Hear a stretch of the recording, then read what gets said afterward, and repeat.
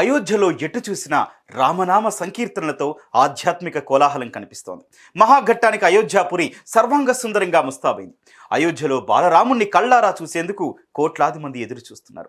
సినీ రాజకీయ ప్రముఖులు చేరుకున్నారు. Gautam neuro care brain stroke, migraine, fits, brain and spine surgeries కి బెస్ట్ న్యూరో సర్జన్. జనసేన అధినేత పవన్ కళ్యాణ్ కూడా అయోధ్యకు వెళ్లారు. ఆయన అయోధ్యకు వెళ్తున్న వీడియో పోస్ట్ చేశారు. జై శ్రీరామ్. శ్రీరాముణ్ణి అయోధ్యలోకి తిరిగి తీసుకురావడానికి 5 శతాబ్దాల పోరాటం పట్టింది.